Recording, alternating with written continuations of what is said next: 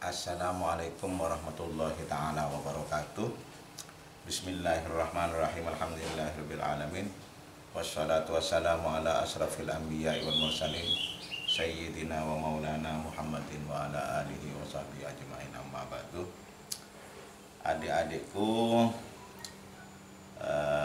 Politeknik Kelautan dan Perikanan Sidoarjo, kali ini kita berbicara tentang protetik agama dalam hukum. Sebetulnya protetik agama dalam hukum itu merupakan bagian daripada hukum Tuhan. Jadi agama itu fungsinya dalam hukum itu banyak. Salah satunya itu adalah hukum-hukum itu dari agama. Agama yang dimaksudkan adalah Al-Quran dan hadis. Nah, Al-Quran dan hadis seperti yang saya katakan kemarin itu harus dikerjakan, walaupun suka, walaupun tidak suka harus dikerjakan.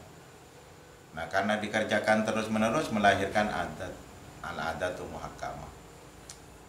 Adat itu dikerjakan terus-menerus melahirkan akhlak. Akhlak itu dikerjakan terus-menerus menurunkan hadroh budaya.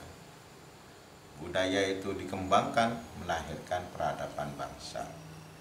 Nah, ini fungsi agama terhadap dalam hukum itu jelas. Jadi agama itu yang membangun peradaban bangsa, agama yang membangun budaya. Budaya bangsa itu lahir karena kepatuhannya, tapi hukum agama itu dikerjakan itu semata-mata karena Allah. Bukan semata-mata takut kepada orang tua dan kepada tetangga, bukan malu kepada tetangga, tapi dikerjakan semata-mata karena Allah. Nah, karena dikerjakan semata-mata karena Allah, maka fungsi agama itu makin jelas kepada kita itu. Makin menjadikan kita seorang muttaqin, menjadikan kita seorang muhsinin, menjadikan kita seorang mujahidin. Seluruh itu ada di dalam proteksi agama itu. Adik-adikku yang sangat saya hormati dan yang terhormat. Kemudian pelajaran berikutnya itu adalah agama sebagai sumber moral. Terus akhlak mulia dalam kehidupan. Agama sebagai sumber moral jelas tadi itu filosofinya. Hukum itu melahirkan adat, adat itu melahirkan akhlak, akhlak itu moral. Jadi moral. Ini visi misi Rasulullah. Visinya Rasulullah itu apa visinya? Inni bu'istu liutammima makarimal akhlak. Lalu misinya mana? Misinya Rasulullah pendidikan. Jadi pendidikan itu adalah sunnatul Nabi. Ketika itu Rasulullah itu mendirikan rumah pendidikan, namanya itu Darul Arqam. Nah, di Darul Arqam itu para sahabat ngaji kepada Rasulullah SAW, belajar kepada Rasulullah SAW. Karena itulah tidak bisa diragukan lagi dan tidak bisa disangsikan bahwasanya agama sebagai sumber moral. Sumber moral. Sebetulnya moral itu lahir dari mana? Adat. Adat itu lahir dari mana? Dari hukum. Hukum itu lahir dari mana? Dari Al-Quran dan hadis. Adik-adikku yang sangat saya hormati dan yang terhormat, karena itulah kita sepakat dan kita sangat setuju bahwasanya agama sebagai sumber moral. Nah, ketika agama itu sebagai sumber moral, kalau hanya sumber saja tidak dikerjakan, ya tidak melahirkan budaya bangsa dan tidak melahirkan peradaban bangsa. Jadi sumber moral itu harus dikerjakan sejak menjadi hukum. Hukum itu karena dikerjakan terus-menerus menjadi adat. Adat dikerjakan terus-menerus menjadi akhlak. Akhlak itu moral. Nah, ketika itu dikerjakan, maka materi berikutnya akhlak mulia dalam kehidupan. kita berakhlak menjadi mulia di dalam kehidupan itu. Siapapun yang berakhlak itu, berakhlak agamis itu sangat mulia. Sangat mulia. Jadi apa? Agama tidak memperbolehkan orang telanjang-telanjang. Nah, tidak telanjang-telanjang itu adalah berakhlak. Hukum bertelanjang-telanjang itu adalah haram. Nah, itu hukumnya. Nah, lalu kita berpakaian menutupi aurat. Nah, karena kita selalu berpakaian menutupi aurat menjadi adat, menjadi biasa. Jadi ketika kita sudah bertelanjang ria, keluar menjadi malu. Sudah semi kriminal. Nah, hukum menutupi aurat itu menjadi adat, adat itu dikerjakan terus-menerus menjadi akhlak. Bermoral kita itu bahwa aurat kita itu tidak dilihat oleh orang lain. Jadi mulia di dalam kehidupan itu tidak menjadi tidak mulia.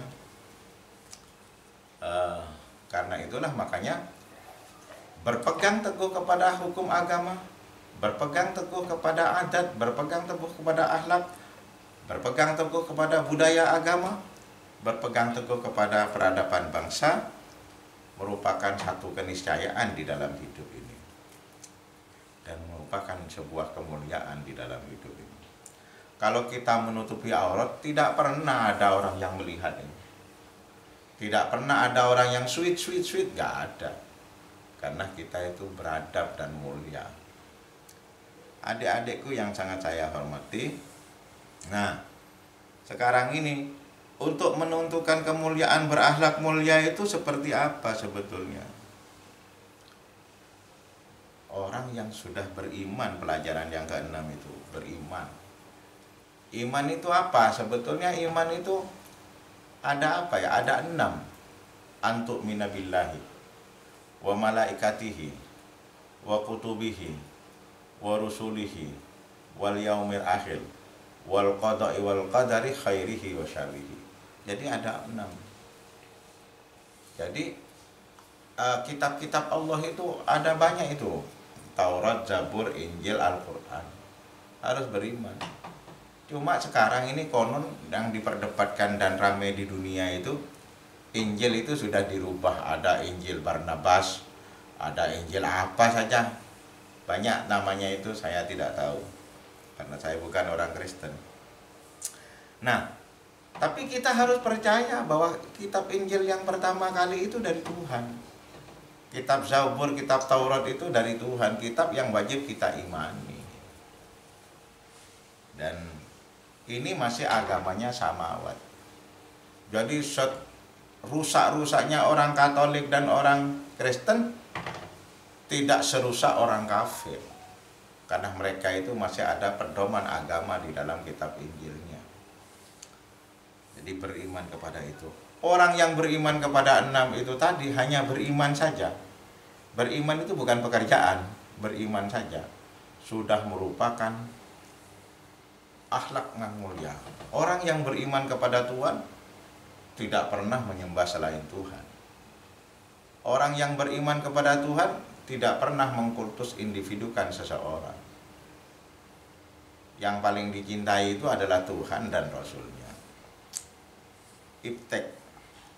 Iptek itu apa? Iptek itu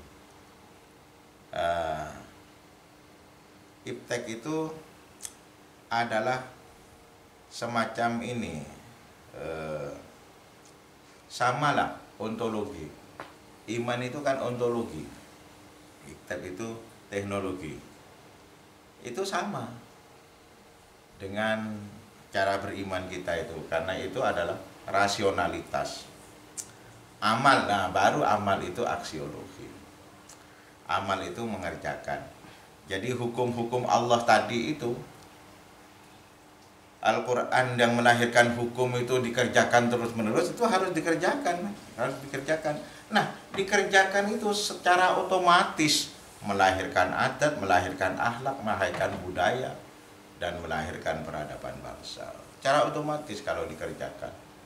Nah, kalau tidak dikerjakan, hukum Tuhan itu dilanggar, melahirkan adat yang jelek, adat yang jelek itu diteruskan melahirkan akhlak yang jelek, akhlak yang jelek itu kok diteruskan melahirkan budaya yang jelek, budaya yang jelek itu kok dibangun melahirkan peradaban bangsa yang jelek.